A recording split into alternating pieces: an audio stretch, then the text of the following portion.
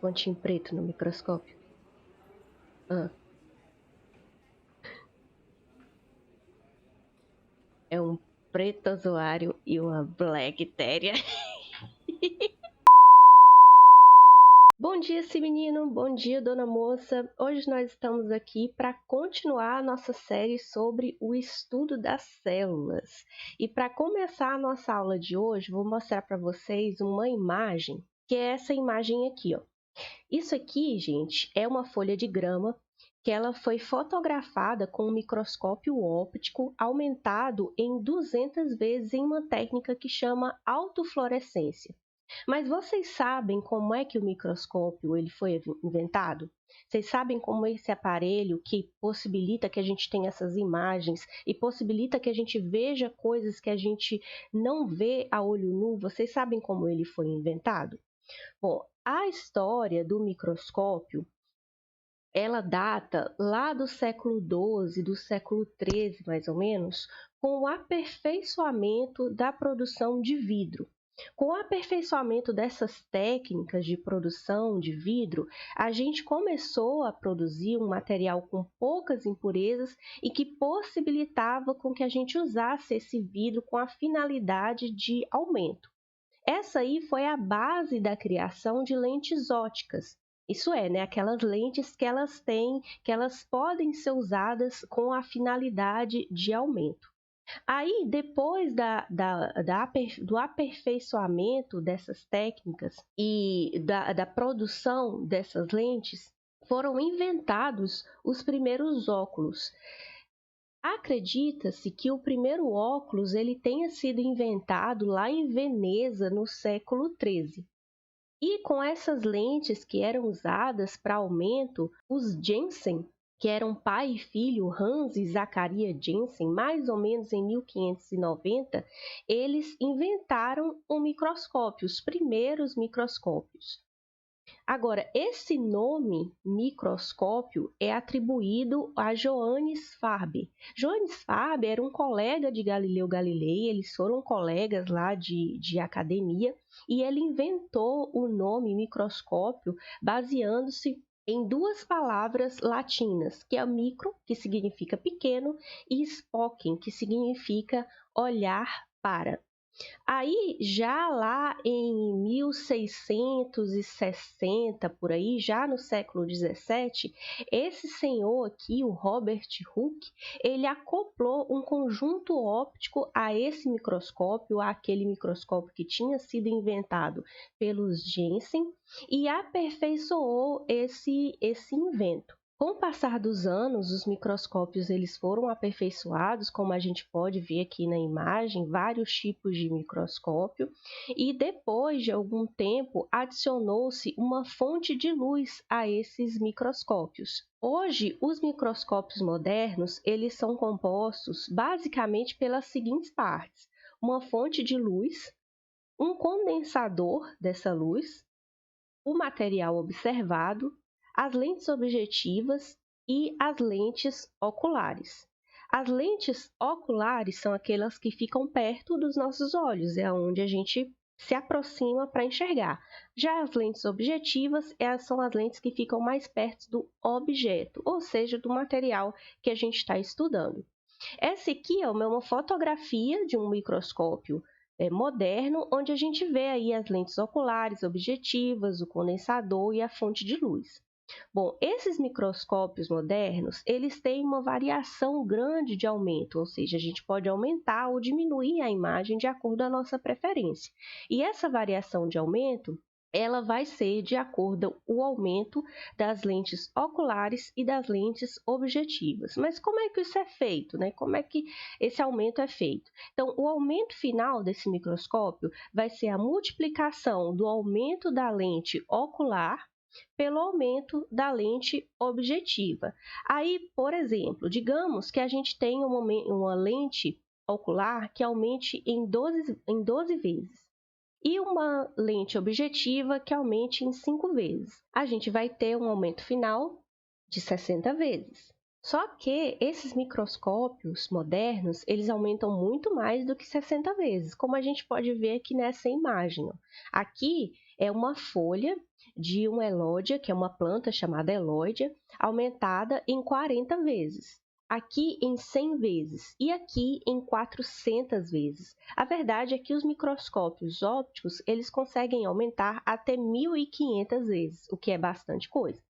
Bom, o microscópio óptico, então, ele permite com que a gente enxergue materiais até milésimos de milímetros, que são os micrômetros, que é uma unidade de medida que a gente chama de micrômetros, ou centenas de milionésimos de milímetros, que são os nanômetros. Aí, só para a gente ter uma noção, um micrômetro é igual a 1 vezes 10 a menos 6 metros, enquanto que um nanômetro é igual a 1 vezes 10 a menos 9 metros. Então, um micrômetro equivale a mais ou menos 1.000 nanômetros. Mas para a gente ter uma noção ainda melhor do tamanho dessas estruturas, uma cabeça de um alfinete, por exemplo, é 1 milímetro ou 1 milhão de nanômetros, enquanto que a medida de um grão de pólen é 20 micrômetros ou 20.000 nanômetros. E a medida de uma hemácia, que é uma célula sanguínea do nosso corpo, é 2,5 micrômetros ou 2.500 nanômetros. Com este aumento desses microscópios ópticos, é possível a gente enxergar células, é possível a gente enxergar organelas, como a gente vê aqui nessa imagem. Aqui a gente vê os cloroplastos de células vegetais. Os cloroplastos são organelas responsáveis pela fotossíntese, que a gente vai estudar um pouco mais para frente. É possível a gente enxergar núcleos das células, como a gente vê aqui, ou até bactérias, como é o exemplo dessa imagem aqui. Bom, mas para visualizar esses objetos, eu preciso ter então a fonte de luz e eu preciso que essa fonte de luz atravesse o material que eu estou estudando e atinja a lente. Só que para essa luz atravessar o material, é preciso que esse material ele seja bem fino. Então, a gente precisa cortar o material que a gente vai examinar em pedaços bem finos. E para fazer isso, normalmente se usa esse aparelho aqui, que é chamado de micrótomo, que é um aparelho justamente para cortar esse material. Aí o passo seguinte vai ser montar esse material em uma lâmina. Uma lâmina nada mais é do que uma placa de vidro, uma pequena placa de vidro, onde a gente coloca essa amostra e depois a gente precisa cobrir a amostra com uma lamínula, que é uma placa de vidro mais fina ainda. Mas para melhorar a visualização dessas células, dessas estruturas, a gente pode colorir artificialmente essas células ou a estrutura que a gente queira enxergar. Então, a gente usa esses corantes para aumentar a possibilidade de a gente ver as estruturas e também para aumentar o contraste entre as estruturas. E exemplos de corantes usados é a hematoxilina e a eosina. Esses corantes, então, eles vão colorir esse material que a gente quer estudar de acordo com a composição química deles. Por exemplo, os núcleos que a gente vê aqui, ó, colorido, os núcleos das células, né, que a gente vê aqui colorido no azul mais escuro ou roxo, eles têm uma composição química que possibilita que eles sejam mais coloridos com a hematoxilina. E aí, então, a gente pode usar esse produto, esse corante, para enxergar os núcleos das células. Muito que bem, mas com o desenvolvimento da eletrônica, surgiu então a microscopia eletrônica, surgiu os microscópios eletrônicos, que são aparelhos similares a esse que a gente está vendo aqui na imagem. Geralmente são aparelhos grandes e que usam essa tecnologia aí da eletrônica para aumentar ainda mais o nosso poder de visão. Então, hoje a gente tem os microscópios eletrônicos de transmissão, os microscópios eletrônicos de varredura, e esses microscópios, eles ao invés de usar uma fonte de luz, como os microscópios ópticos usam, eles usam um feixe de elétrons para aumentar o poder de visão.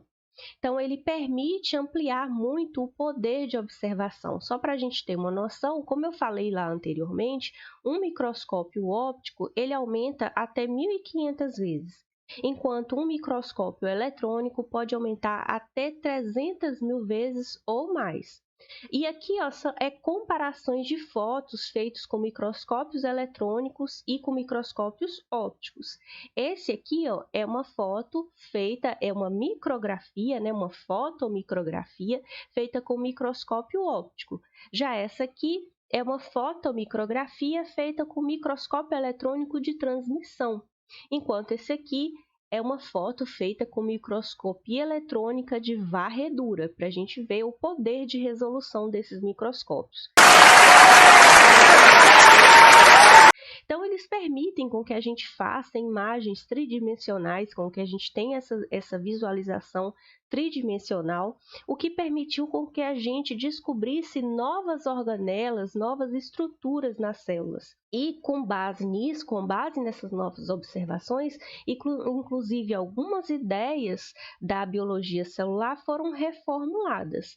E existem até microscópios que permitem com que a gente visualize átomos, que é o caso do microscópio de tunelamento, que permite com que a gente visualize essas estruturas. Mas não é só com os microscópios que a gente estuda as células, existem outros métodos que a gente pode usar para o estudo dessas células. E um desses métodos é o fracionamento celular.